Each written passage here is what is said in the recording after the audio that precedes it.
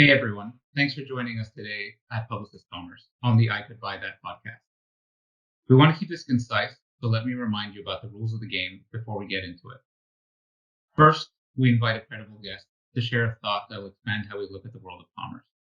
This month's guest is Professor Ayelet Israeli from Harvard Business School.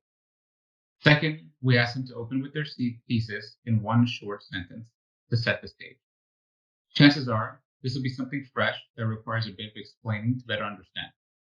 Finally, we dive in deeper, looking at three key data points to back this thesis, with some great stories to tie it all up, and leave you with enough to think about, and hopefully change the way you look at our industry. So, Professor Ayelet, how you doing? I'm great. Thank you so much for having me. Oh, it's our pleasure to have you here. As I was joking about before, you're probably our most credible guest. It's good to have a professor on board. Um, so my understanding is that you're at Harvard Business School right now, Yep. in a building. Broadcasting from my office. Oh my God, a semi-public place. I can only imagine what that's like. We'd love to hear a bit more about you. Like, what led to us, us seeing you today as a Harvard professor? Yeah, sure. So I'm a marketing professor here at Harvard Business School. I'm very passionate about data-driven decision making, and the domain that I am really most interested in is retailing. I look at both kind of omni-channel retailing and online retailing and e-commerce. Within that, in my research, I look at things on how retailers and brands and manufacturers can make better decisions around pricing, around product assortment, around their channel management. And also, I then take this and try to disseminate this knowledge in the classroom by teaching. I teach both an e-commerce course that essentially focus about everything e-commerce. How do firms, grow? How do firms not grow that well? And how to use data in this environment. And then I also teach a course called Data Driven Marketing, which is all about utilizing data for marketing kind of issues and questions. Okay. So, I mean, you seem quite passionate about it. Obviously, every kid growing up wants to talk about e-commerce and consumer behavior, I'm sure. But is there anything in your research and your thinking that, a person from the outside may or may not have thought? Any assumption that was definitely broken once you moved from, you know, pedestrian or, normal person to, hyper academic about the topic? Right. So I think, in the last few years, and I think maybe for the last 10 years, we've been hearing about this retail apocalypse that is happening, and all retail is dead, and everyone is filing Chapter 11 or other chapters, right? But I think that what we have seen in the last year or so is that retail is not dead. It just needs to be reinvented and recalibrated for this day and age. And there is definitely still room for physical retail. It's just different than what it used to be. So, as you've all known, we've been through this terrible pandemic. But one of the things that it has created was all of these new customers that never shopped online before, or maybe shopped online in some categories where they feel comfortable, like buying a book online or ordering a flight online. Had to suddenly buy other things online because by virtue of things just being closed. So we got into this situation where both consumers needed to learn how to buy things online that they haven't done before, and retailers that not everyone saw. Obviously, Amazon was always online, but a lot of small retailers also had to figure out how to do this. And then we saw that many consumers are interested in buying online, and many firms want to kind of facilitate that, but not all of the process happens online. So we saw a lot of curbside pickup and things like that that show us that consumers want what we've been calling for years an omni experience, but it actually means something else than what we thought. Everything needs to be frictionless. Consumers want to buy where they are most comfortable buying, where it's convenient for them. And we see now that retailers are able to facilitate that. And the ones that were most able to do that through the pandemic were the ones that were willing to change, willing to adapt, willing to be agile, We've seen retailers, starting to do their own live broadcasting, video conferencing to show you things in the store. Lots of use of the physical space for fulfillment, which turns out to be important. And the other things we've seen, on the other hand, is that consumers have this inherent social need that I'm sure we're all feeling by now, that we need to be physical, we need to be with other people. And sometimes, as much as we want to try to do everything through these online virtual conversations, we need the physical space. And the question is really, how do we make this worthwhile for consumers? How do we make the experience, more delightful? How do we convert stores into a more experiential thing? On one hand, on the other hand, also allowing people to just come in to buy and click and collect, and sort of reimagining retail spaces so they can actually cater to all of these types of consumers that are now emerging. Oh yeah. So I guess, in our industry, or at least around our industry, a lot of people speak in hyperbole on how the store is dead. And if you're going to make one bet, between a Macy's and an Amazon, pick Amazon, right? In a software only Amazon, forget about the fact that they have Whole Foods. Do you see it as so cut and dry, so binary? Like, where would you place your bet? How would you go about, addressing that big headline that, like, offline debt? I just think that it's just not what we see. So this was the time in history where suddenly, like, everything offline had to shut down, and you would expect, a fraction of retail sales that happen online to go to 100%. That didn't happen. A lot of a lot of things still happen offline.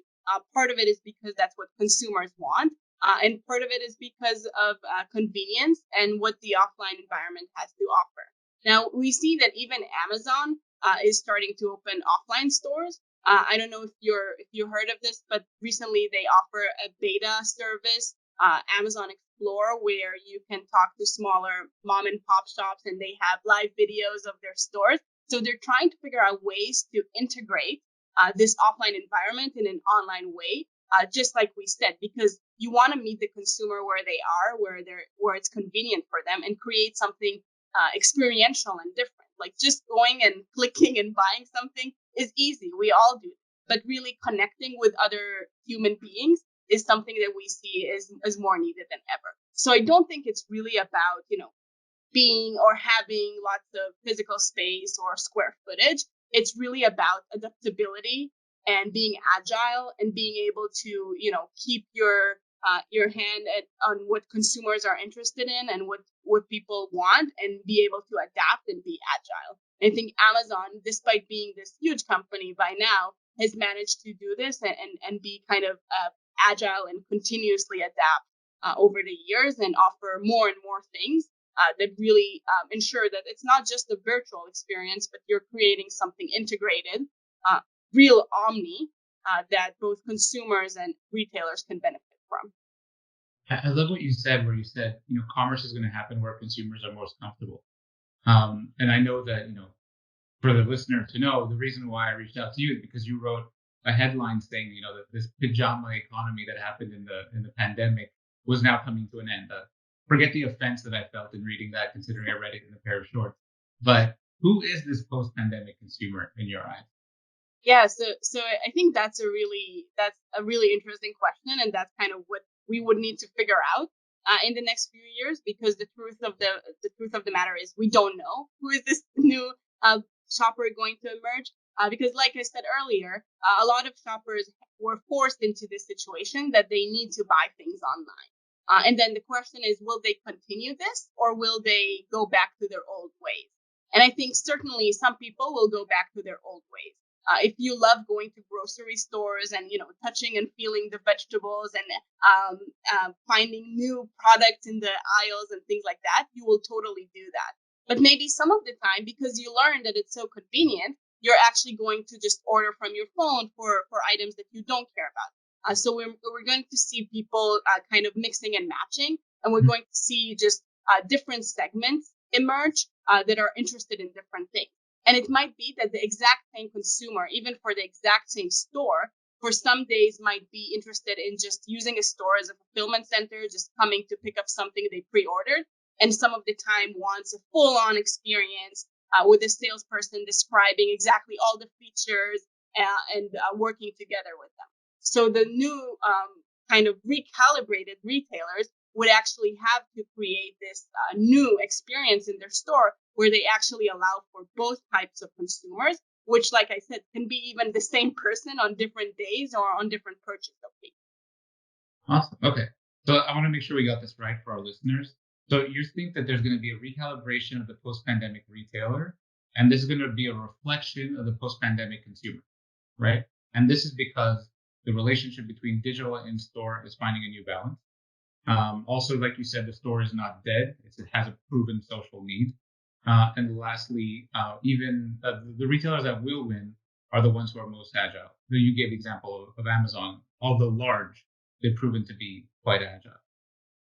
So, okay, so considering this thesis that you have in front of us, this recalibration of the retailer, I'm sure that you have several, haters out there, dissenters. What would they say when you put this thesis in front of them? Some people still strongly believe that physical retail is dead and no one is interested in buying offline. I would tell them, look at the facts, right? I'm so passionate about data-driven decision making. Look at the data. It's like we tend to think that no one watches TV anymore. Look at the numbers. People still watch TV, and the same way people still shop offline. So it's definitely not dead. The second type, I think, of kind of criticism is around just the importance of turning stores into fulfillment centers, which is something we've seen in the pandemic with kind of this, curbside pickup or things like that. I think that's true that some of the job of a physical store would be to be a fulfillment center and a warehouse, but it's not all that because we do need also the other part of the store. So I think what will be different and what we need to recalibrate is figuring out how in the same space that was optimized for coming and trying on things and seeing inventory in a certain way, we will need to reinvent the space and have space both for people to kind of just do the experiential things, and also for people to just do the fulfillment thing. And that it might not make sense for all retailers. Some stores are very small, some stores are very large, but we really, the magical touch or the magic balance will be to figure out how to do all of the things for a single retailer, because people do still shop, wherever they want to do it. And that's what we should cater. And I think that's the real omni-channel. I think this omni-channel is a buzzword that has been said for years and meant different things for different people. For some of the time, it was just like, oh, let's make sure that the website looks the same on the phone and online. But it's really about meeting the consumers where they are and making sure that their experience is frictionless and makes a lot of sense. And in the future, this might evolve even more when we see more, VR, AR technologies, improvements in artificial intelligence and recommendation systems that can work online and offline seamlessly. But at this point, we just kind of need to recalibrate the store to actually delight consumers, whether they want the full-on experience or just the click and collect experience. Yeah. I see this idea of balance really coming through in all of your answers. It's not too much, it's not too much that, but finding what's right for the consumer, but also the retailer and the footprint of that store. Okay. So maybe because I'm really prying here, but this type of thinking is definitely from the future. And it's a reflection of the studies that you've had. What's the next thing that you're curious about, the next thing that you want to study? I am really interested to see how these things that I'm predicting will actually turn to be. What can we really offer people offline while respecting, their privacy and while ensuring that they do have a fantastic experience. So you can imagine things, where you walk into the store and it recommends exactly what you want, and that there's always the line of being too creepy or actually delighting consumers, and the magic would be to find that and to identify how to do that well using technology. Awesome. Okay. It's interesting. We have an identity solution of our own at Publicis Group, and that is something that we aim to do. That perfect balance of utility without stepping over a line. Yep. in the name of brands, right? Um, all right. So one last thing I want to ask you, if this platform serves as a good megaphone into the world of marketing. Most of our audience are industry members, but also you have your own audience amongst the academics. If there was one call out to the market that you could make to really get this engine started, to get this idea of recalibration going, what's in a short sentence? What would you say out to the market to get your vision started? Uh, data, data, data. So we all are relearning the importance of kind of first party data and understanding your consumers and understanding the market, and that's just so important.